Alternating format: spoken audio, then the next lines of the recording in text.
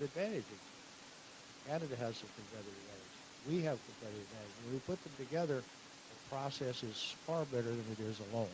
So we talk about automobiles. How do we build an automobile today that's competitive in the world? So if we bring it all back to the United States and we end up with high-cost cars, we might be able to buy them in the United States, but who's going to buy them in the export market? If somebody builds a car using outsourcing, the Japanese or the Germans or anybody, they're going to underpin our ability to be competitive.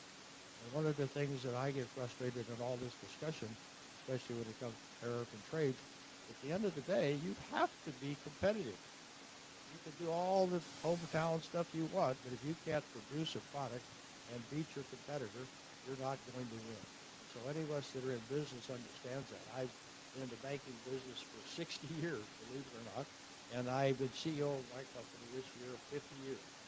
And in that period of time, I've had to be competitive every year I've been in business.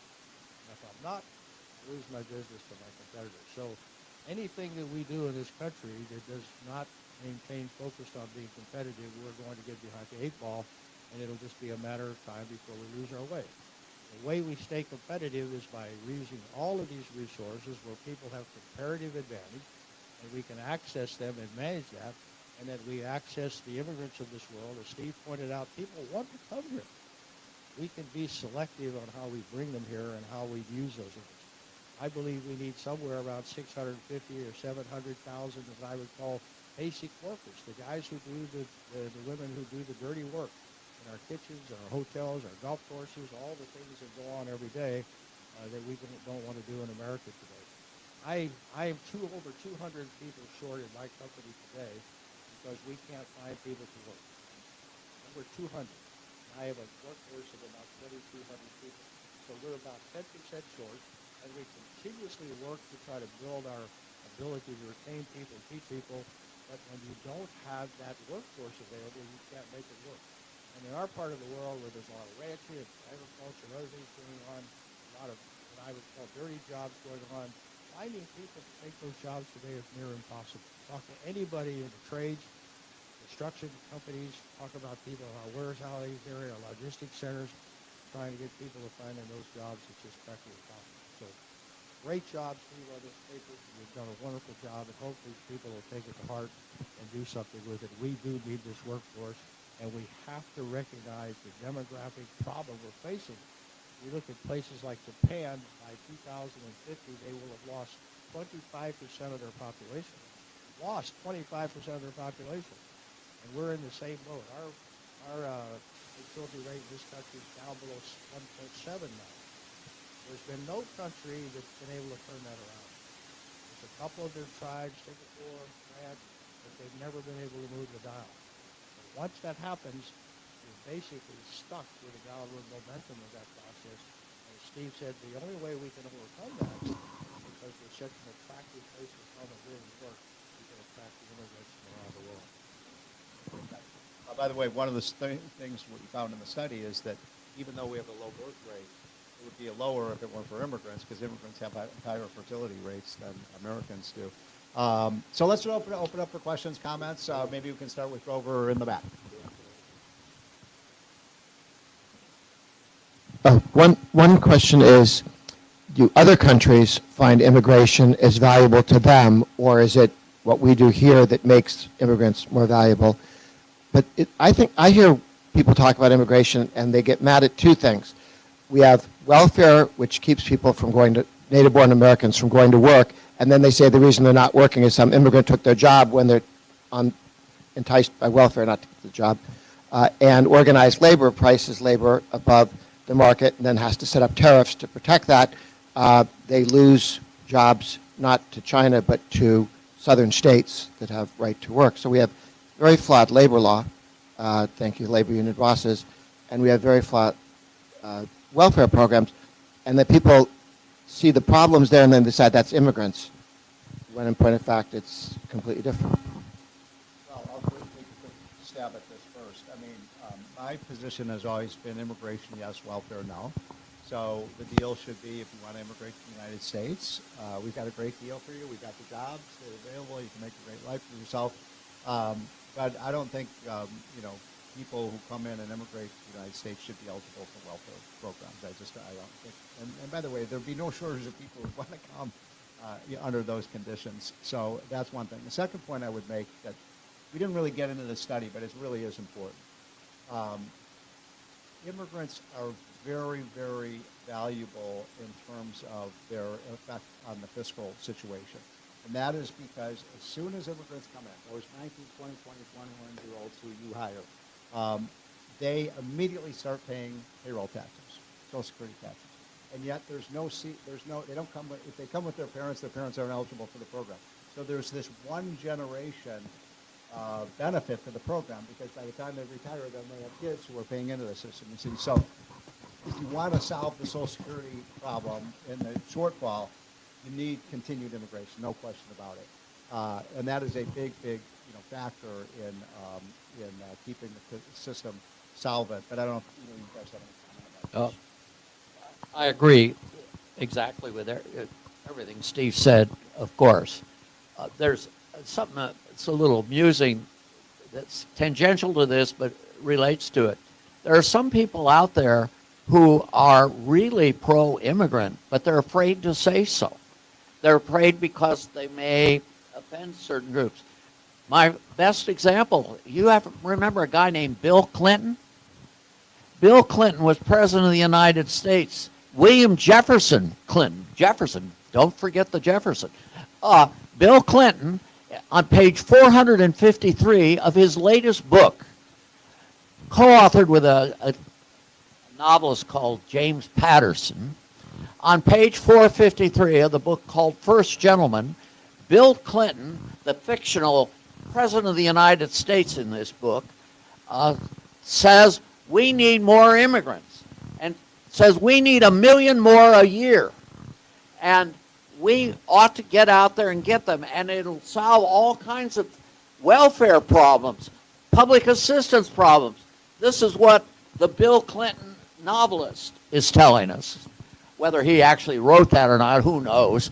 But there is a public out there, I think, that when they examine the matter closely, realize there's a lot of win-win here. On that note, I've been looking at survey data for the last 50 years on this issue. If you ask people, what do you think about immigration in general, most Americans are in favor of immigration, but they're a little uneasy about it, as your point is. If you ask them, what do you think about the immigrants you know personally? Oh, it's off the charts. Oh, they're fantastic people. So some of it is kind of the unknown quality. But let me kind of throw this over to you, Dennis. Legal immigrants. Does the quality of the work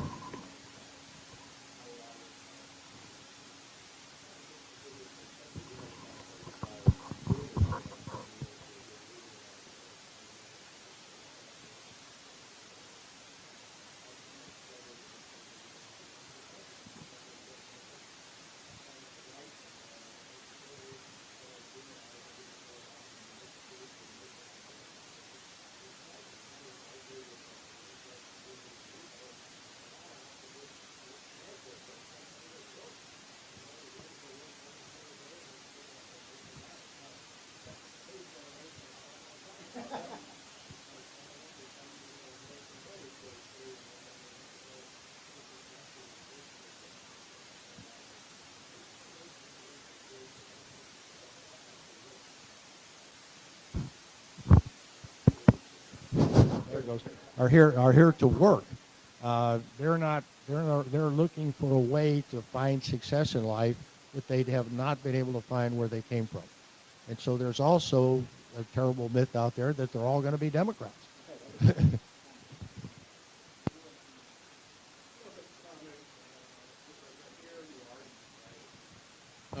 The two things that I'm very much concerned about is what is the investment we're making in Americans that are here, right? Because if we continue to just leave the social state as it is, right, then we have these concentration of people that are under perform, right, and this see America doesn't work for them, right? Yet we have this major investment we could make, and I believe we need a balanced approach, right? because the opportunity for the American worker is this transforming economy, which I hear nobody talking about, right? Where we need more analysts, more kinds of people. So I think the two things we have to look at and would like you to comment on is, one, what investment do we make in American workers to make sure they're skilled for the new economy? And then second of all, we need to reform the social state, right? We just can't continue to give people handouts and expect that they're going to be part of the society. And the third is the endowments, right? Where we have let all this money accumulate in a tax-free status and not doing the things that it should do. And maybe that is a source of the revenue to come back and help American workers. Yeah, I think clearly you've got to do all the above. That's factual. I mean, we need to do more to enrich our workforce and give them opportunities to succeed. But we have a raw numbers problem here. So that's why we got to do all the above. We've got to bring people into the workforce who heretofore for some reason because of social support or the idea that you can get welfare indefinitely without having to work if you're able-bodied. We've got to stop those things. We've got to get our labor participation rate up at least into the mid-60s to be successful. But we have a raw numbers problem. If we have 1 million unfilled jobs in this country, we've got to find ways to get people to work, and then we've got to bring people in to help that process and create a competitive environment where people want to participate, and that's not what's happening today. The employment population ratio, which is similar to what we're talking about, the percentage of adults who work, say between the ages of 16 and 65, what percentage work? In 2000, and I'm going from memory here, and I'm a million years old, so my memory is almost as old as Grover back there. I'm older than you, Grover. In 2000, we had 66% of Americans working in this employment population. It went down to 60 over time. Part of it because of these things we're talking about here. Malfunctioning welfare system, for example. We're paying people not to work, that sort of thing. That has grown apace in the last generation or two. So we got to stop that. We got to reverse that. And we can do it partly by reforming the welfare system. We can do it through a lot of these things that were mentioned. And we should do those things. But immigration is easy. There are people begging to come into this country. If we did what I suggested and, tack on an extra fee or so and brought in a lot of immigrants, we could use some of that money for immigration enforcement. We could use some of this money for border enforcement. We could do all that. But we also could then have the resources to do other things. Keep low taxes, for example. The Trump tax cut 2017. Are we going to maintain that or not?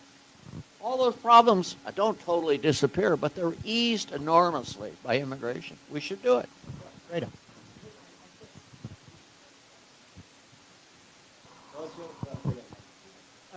Just with regard to we need to help the American people, just looked it up. There are already thousands of government training programs.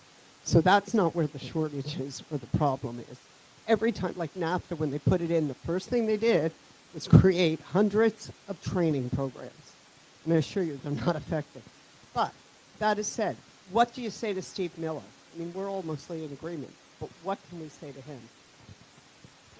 Stephen Miller's a friend of mine. I worked on the campaign with him in 2016. He's a smart guy. He and I don't necessarily see eye to eye on immigration. I think what we need to do is, the tricky issue is what do you do about illegal immigrants who are here working? And they haven't broken any laws except coming in illegally.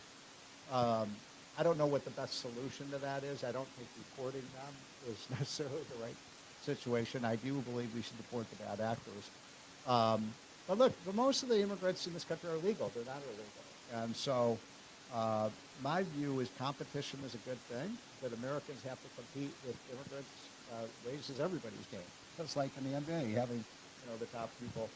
The one thing I would add to what you were saying is that if you look over time, what you tend to find is immigrants, when they come in, you know, all the qualities that you described: hardworking, incredibly industrious, often entrepreneurs, starting little businesses.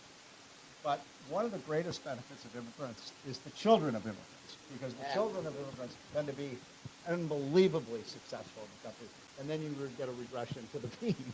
And so if you don't have immigrants, you're not going to have the children. So when you talk, in the study, we talk about all these businesses that were started by immigrants. Many of them were, but even more were started by the children of immigrants. So I don't know if you have anything to Yeah, I mean, Henry Ford was a child of an immigrant. I didn't know that.